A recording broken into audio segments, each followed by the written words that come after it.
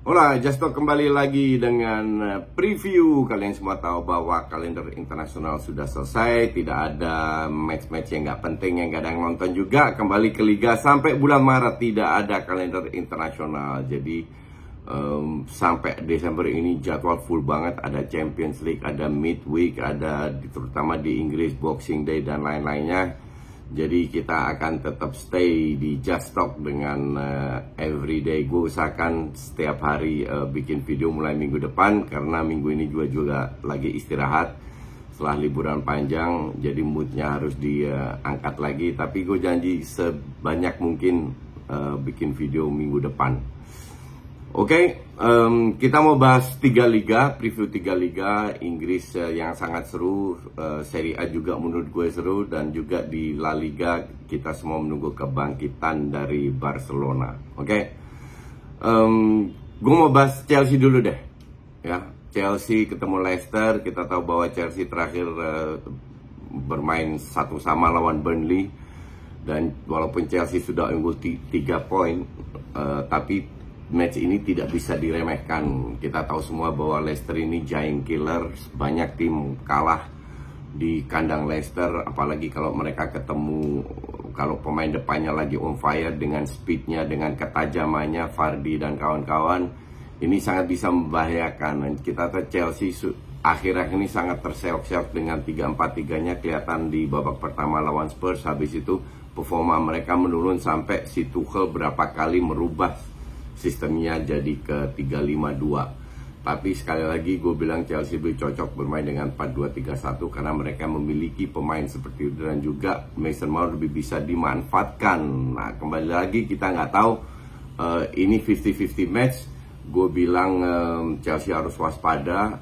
Leicester sama sekali tidak bisa diremehkan. Kalau seandainya mereka on fire, kembali on fire lagi, definitely bisa menang. Tapi sekali lagi, kalau seandainya mereka kehilangan poin, nggak usah kalah seri aja, moralnya itu sudah terpukul, sudah akan drop, dan itu akan diincar oleh Liverpool dan City. Oke? Tapi sebelum gue ke match ke berikutnya, gue ingin mengajak kalian melihat yang satu ini.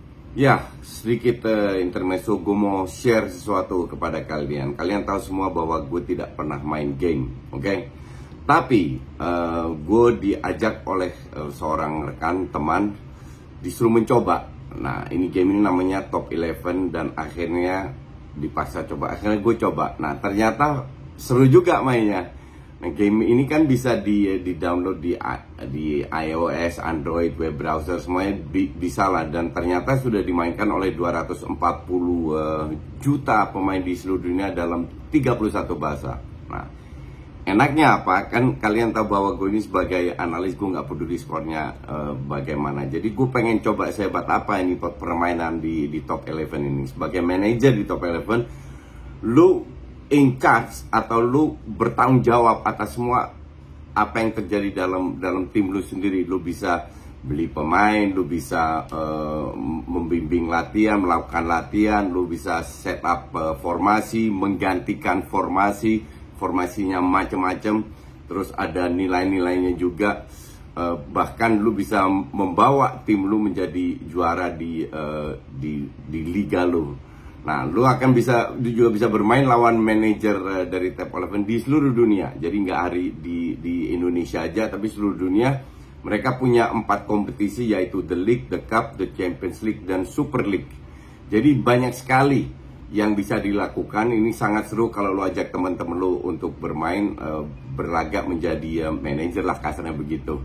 Lu juga bisa membuat sebuah liga sendiri dengan teman-teman lu. Oke? Yang penting kalian harus mencoba game ini. Nah, itulah hobi baru gue, bermain game. Ya, kita ke match berikutnya. Match berikutnya itu Watford ketemu MU. Oke? Watford MU, kita tahu semua betapa kesulitannya sekarang yang dialami oleh MU dengan skuad yang luar biasa, tapi seringkali kalah telak, atau bahkan kalau menangnya pun ugly win.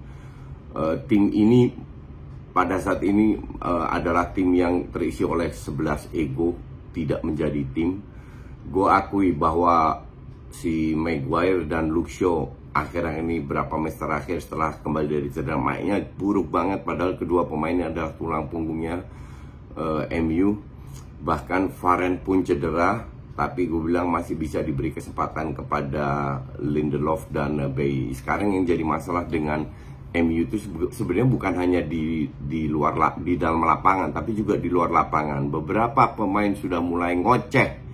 Beberapa pemain kayak Lingard, Henderson, Van de Beek ngoceh bahwa mereka nggak diberikan kesempatan, padahal MU lagi terseok-seok. Ini ya salah satu kelemahan dari Ole, terlalu banyak pemain kesayangannya. Padahal kalau pemain yang paling buruk kita McTominay juga musim ini jelek banget. Fred, Maguire, si Shaw itu harusnya diganti. Greenwood sangat egois, harusnya Sancho juga ngoceh ya, harusnya diberi kesempatan kepada pemain lain. Contohnya mereka bisa bermain dengan Telles ketemu Watford ya, Telles, Lindelof, Bailey di depan, Greenwood diganti Sancho dengan Rashford dan Ronaldo.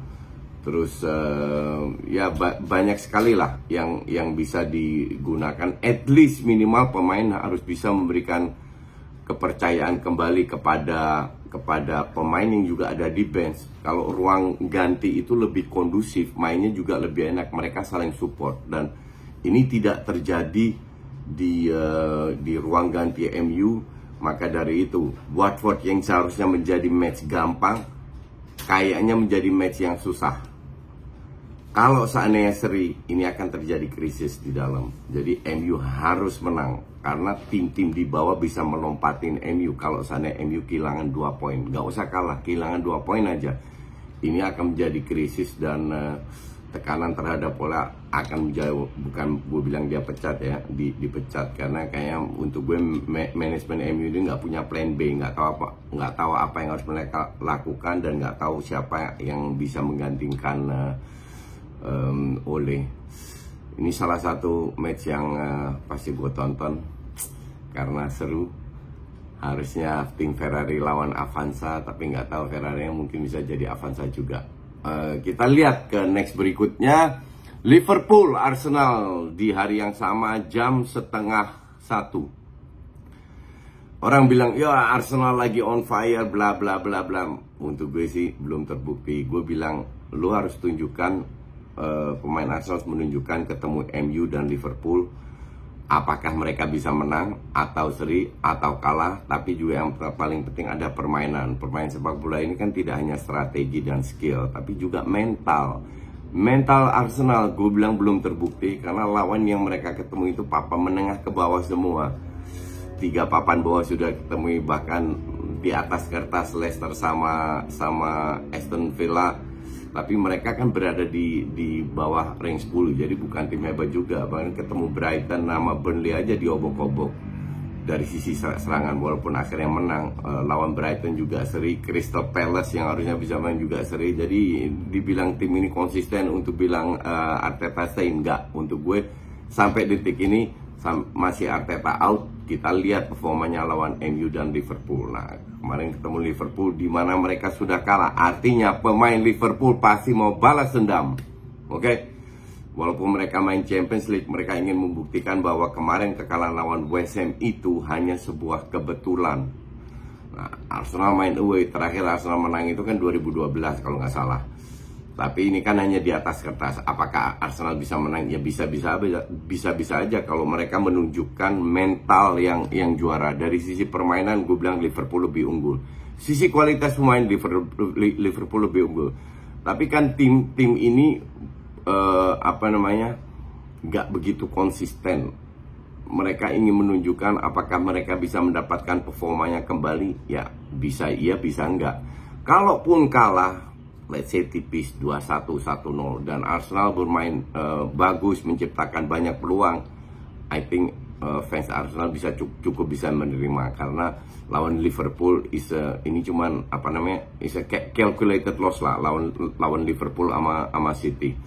But you never know, siapa tahu mereka bisa bangkit, mereka membuktikan bahwa menang lawan tim papan bawah itu bukan kebetulan. Tapi gue jujur, gue sedikit unggulkan Liverpool. Semua bisa terjadi dalam sebuah pertandingan, kartu merah, gol bunuh diri, bla bla bla, atau pemain lagi blunder, out of form, nggak tahu apa yang terjadi. Jadi gue nggak mau sebut skornya, tapi dari sisi permainan definitely gue sedikit unggulkan Liverpool. Cuman kita lihat aja apakah mereka bisa perform bagus atau tidak. Man City ketemu Everton, harusnya City bisa menang, tapi kalian semua udah tahu itu. Dan Spurs lawan Leeds nggak ada yang menarik sama sekali. Kita pindah ke Serie A. Serie A itu ada Atalanta Spezia di hari ntar malam bahkan mainnya. Nggak bahas itu. Ada Lazio ketemu Juve. Ini menjadi tantangan lagi. Juve lagi terseok-seok. Apakah itu salah Allegri? Nggak juga. 50% karena Allegri untuk gue pelatih biasa aja, nggak ada hebat-hebatnya. Cuman kalau Juve nonton pada saat Lazio ketemu Inter kalau nggak salah, AC Milan, itu Lazio diobok-obok dengan determinasi tinggi dari detik awal sampai detik akhir. Sirkulasi bola Lazio, kalau sirkulasi bolanya lambat di situ selesai. Tapi kalau sirkulasi bola cepat, mereka bisa mengalahkan semuanya. Nggak ada Immobile kalau nggak salah. Gue rasa nggak ada masalah dari sisi permainan. Gue unggulkan Lazio, tapi kalau Juve bisa bermain kayak Milan, agresif dari awal, main high press, agak keras, nggak ada masalah di situ. Mereka bisa mempengaruhi performa Lazio, dan itu harus benar-benar dari detik awal dengan strategi yang berbeda. Karena kualitas pemain Juve ya so-so. Lu boleh bermain tidak bagus dalam sebuah pertandingan, tapi kalau lu melakukan punya fighting spirit yang luar biasa, lu bisa memenangkan pertandingan, dan itu ditunjukkan oleh Milan. Sementara Milan ketemu, jadi Juve Lazio untuk gue juga 50-50, tergantung performa Juve lebihnya seperti apa. Vio lawan Milan, gue nonton Vio lawan Inter kalau nggak salah. Vio ini di kandang hebat, nggak bisa diremehkan. Milan akan bermain tetap seperti biasa, fighting spirit tinggi, tapi dari sisi permainan gue bilang 50-50 match. Ini match sama sekali nggak bisa diremehkan. Milan sangat bisa menang kalau mereka mengandalkan kualitas mereka sendiri, yaitu fighting spirit tinggi, disiplin. Walaupun gue sering kali lihat Milan bermain ceroboh ya, sangat ceroboh, sering kehilangan bola, kena counter, organisasi nggak benar, kebanyakan dribbling. Walaupun di atas kertas Milan mungkin lebih unggul, tapi ini this is a 50-50 match. Bahkan Vio akan mendapatkan peluang. Kita lihat seberapa efektif Vio. Ini juga seru untuk ditonton. Gila, ini menonton banyak match gue ini weekend ini. Itu semua di minggu dini hari. Di Itali nggak ada yang ya. Inter Napoli match yang penting. Napoli berada di papan atas, 2 match terakhir seri kalau nggak salah. Pelan-pelan sudah kesalip sama AC Milan juga. Nah, Inter harus menunjukkan Napoli ini bermain very attractive. Kalau mereka ingin mendapatkan percaya dirinya kembali, mereka harus bisa kalahkan Inter. Tapi apakah iya Inter gampang terkalahkan di kandang? Kan nggak seperti itu. Maka dari itu untuk gue sih ya ini juga pertandingan 50-50. Gue sedikit lihat performanya Napoli, gue sedikit unggulkan Inter. Tapi sangat kemungkinan besar ini akan menjadi seri. Jadi ya kita lihat aja bagaimana kedua tim ini bersaing. Di La Liga, Barcelona melakukan match pertama di bawah Xavi dengan ketemu Espanyol, lawan yang sangat oke karena nggak terlalu jago, bermain di kandang sendiri, dan ini derby karena Espanyol juga dari Barcelona. Dembele sama Pedri belum bisa bermain, Ansu Fati juga jelas gue nggak tahu, tapi nampaknya lawan Benfica, which is very important match. Barca harus menang, Barca harus menang match itu. Mereka kemungkinan bisa hadir. Jadi gue pengen lihat terutama permainan apa yang diterapkan oleh Xavi, dan apakah pemain bisa beradaptasi, dan juga pilihan pemain itu sangat penting sekali. Ini mulai era baru Barcelona. Mereka mulai sekarang harus ngejar ATM, ngejar Sevilla, ngejar Real Madrid, dan semua itu terbuka, sangat bisa. Mereka memiliki sama peluangnya. selama nggak terlalu banyak cedera. Yang cedera sekarang kembali lagi, gue bilang Barca bisa memenangkan semuanya kalau mereka cepat beradaptasi dengan Xavi. Ya gue harap angin segar akan masuk ke kubu Barcelona. Tapi sebelum gue tutup, saksikan yang satu ini dulu. Oke, sebelum gue tutup, gue mau ajak kalian untuk download app-nya Top 11. Kalian bisa lihat linknya di bawah ini biar kalian bisa lebih canggih, bisa saingin gue. Thanks for watching.